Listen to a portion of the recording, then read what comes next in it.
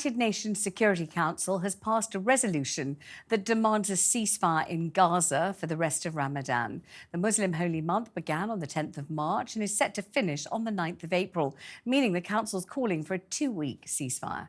The US abstained from the vote, with the 14 other Council members, including Russia, China and the UK, voting in favour of the resolution. So let's bring in journalist Noga Tarnopolsky, who's in Jerusalem for us this afternoon. Noga, thank you very much indeed for joining us.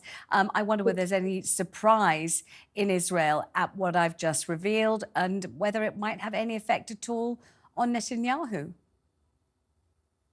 Well, I don't know about surprise. I think that the Israeli government had a sense that this was coming.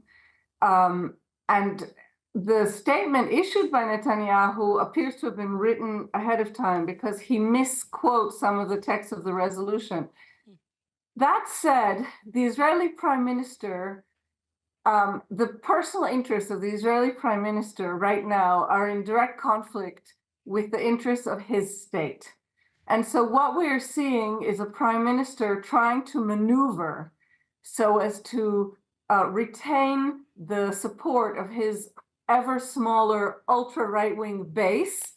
And he's doing that by provoking Joe Biden and trying to claim to the Israeli public, only I can stand up to Joe Biden, while Joe Biden is one of the most popular figures in Israel today because of the massive and immediate support he afforded Israel when Israel was attacked in October. And so that's what we're seeing, something cracking in the Israeli polity. And when something cracks, inevitably the crack becomes bigger and turns into a fissure and turns into a chasm, and then what? So I know you don't have a crystal ball, Noga. I've known you too well to ask you to foresee the future, but what do you think might happen in the immediate future as a result of this, if it's about to be a schism of some kind? I don't know about a schism.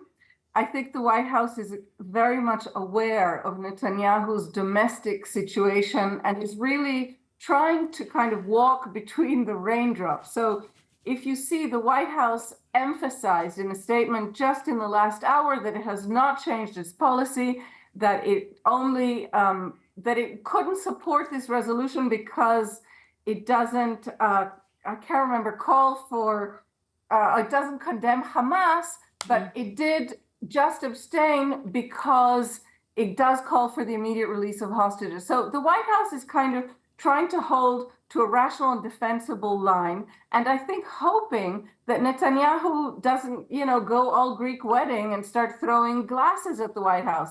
But as Israelis know well, about 19% of Israelis currently support the Prime Minister.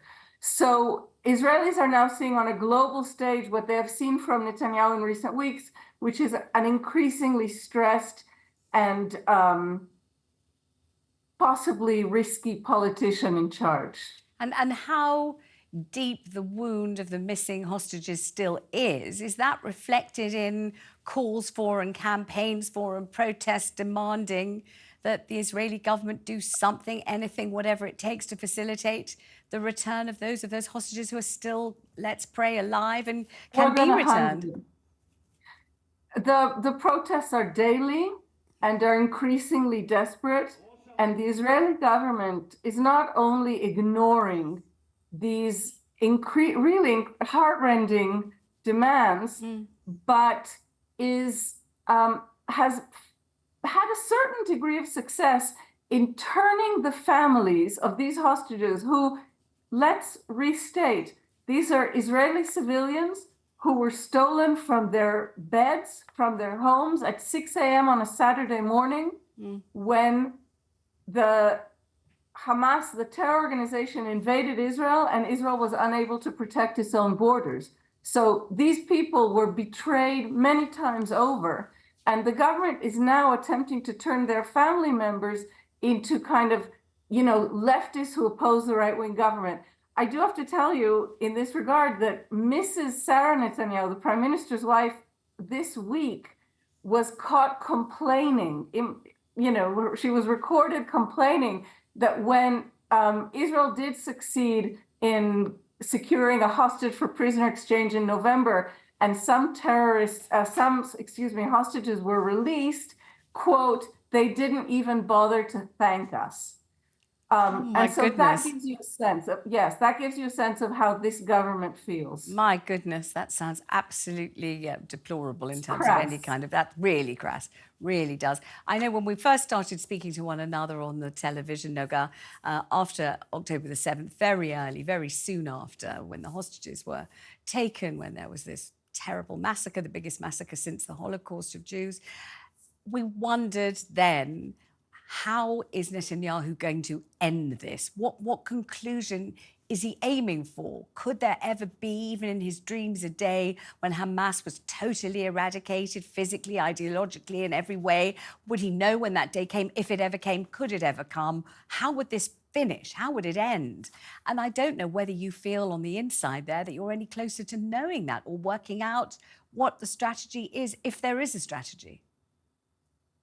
I think that 6 months into this tragedy, we know that there is no strategy, and we know that for many intents and purposes, the war is over.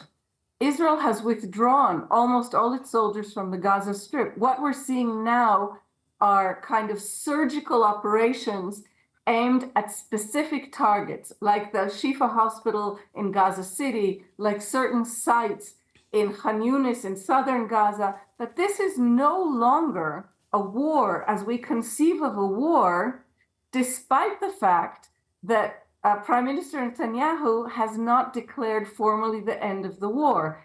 And again, I'm sorry to say this, but I feel like it's my duty to say it.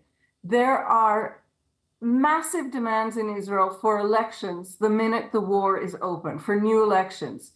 About 80% of Israelis are demanding elections, which look very bad for Netanyahu. And it's hard not to think that one of the reasons he's refusing to declare an end to this war is because he doesn't want to face the pressure of that mass of Israelis calling for a change of government. He also doesn't want to face the pressure of massive calls for a national commission of inquiry into how this debacle occurred. So it does appear as if he's simply trying to kick the can down the road for all of these things that provide, that are difficult for him. And let's remind the audience as well that Netanyahu is on trial for serious charges of corruption, and that in his 6 months in power before the Hamas attack, he attempted a sort of judicial coup. He attempted to pass a raft of laws which would have given him basically unfettered power over the judiciary. So he really is a trapped lion, and that's how he's behaving. Noga, thank you very much indeed.